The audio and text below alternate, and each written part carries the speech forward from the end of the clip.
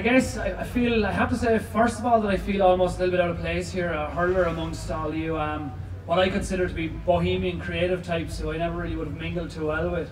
But having been on a yoga retreat in Sligo at Christmas time, I think I've discovered a new side of Irish life that's brought me down a whole different direction, and it's been incredible.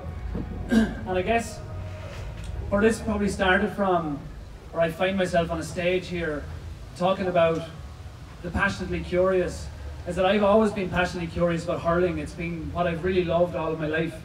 And I can remember where I had my kind of first awakening within that sport, where I was chasing a guy down the field in Croke Park. I was on about 45, he was a leash guy. He was number 18, I think he was a sub, and he was soloing ahead of me, which is, in hurling, when someone's soloing ahead, you kind of just follow and you try and tackle them from behind. But in this time, I went to a different space that I'd never been to before, where time just seemed to slow down a little bit, and I could manipulate my physical boundaries a little bit more clearly than I ever could before, where I just knew innately exactly what I needed to do at that time. And this manifested itself in me observing myself reaching down and taking the ball directly off the hurl of the guy who was beside me. And he almost shot a glance at me as if to say, "What are you doing? Why are you doing this? This is not done very often or ever. I've never seen it before." And when I came to, I guess I was in this place we call the zone, or I had the flow. And when I realized I was in it, I was actually out of it. And I dropped the ball, I got such a fright.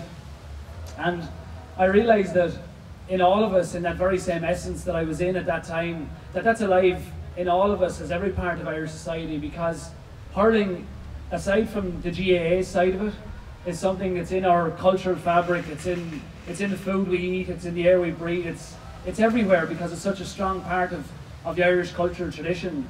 And like, I mean, everybody here can be their own hurling expert. If you imagine yourself, if you go for a minute to Halong Bay in the middle of summer, and you're sitting with a couple of Germans and a couple of Americans and maybe an Aussie, and they ask you about your national sport, and you'll all be able to describe it the same as I can. It's guys playing with sticks, and they have a ball and they're trying to put it between two goal posts, and it's somewhere between maybe ballet and murder, I think, is generally how it's looked upon.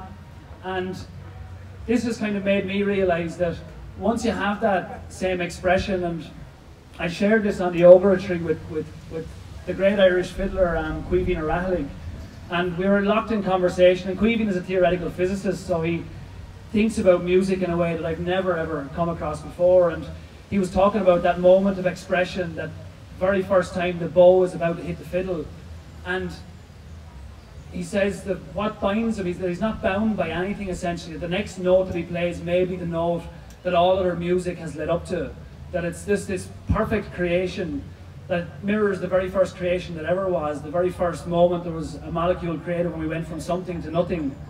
And I find that in hurling, when I play, that the very first ball that I grab, or the first time I reach for a ball, that what happens next is not bound by anything physical. It's this perfect mirror of creation that I think that we need to push towards as an expression. Because in the GA, a little small bit, we can get caught up too much in competition and in victory and in being elite sports stars who maybe resemble machines a little bit more than they do balanced, normal people. And I only know that because I went down that road myself, and I was very much there, where it was all about, you know, what food I was eating, how often I was practicing, how often I was training, and exactly what it was I was doing. And I became very much an athlete and forgot about the person. And that journey from the athlete to the person has been an incredible journey. And for me, going forward, I think to bring that cultural expression, that artistic expression, as part of community, and I think we all realize that that's where we're all just kind of going, events like Body&Soul and, you know, yoga retreats and different things, that never has it been more apt that we're moving towards that kind of community spirit.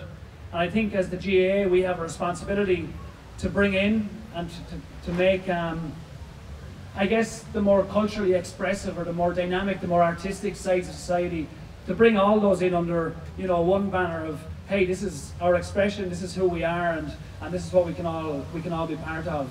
I think, to finish, I would say that for me, it's been an incredible journey. It's incredible to witness the likes of Fink, who just is totally inspirational, to Darren, Happy Pair, to all these guys who are combining and forming groups of society, and they're driving things in a direction that's not a big fight against something that we can't control, but it's just to say, hey, we can go this way and we can do it freely ourselves. And I think in a GA we're the same, that maybe we can go a different way and combine to form something that doesn't necessarily have to be the way it always was before in tradition, but it's this new thing, and it's a new expression, and it's a new kind of combination of all those things that, you know, the GA can bring things forward, and we can bring as people ourselves, and in combination with all you beautiful people as well. So thank you very much. It's truly humbling. You have no idea how humbling it is to be here, and I look forward to the rest of the festival. Thanks very much.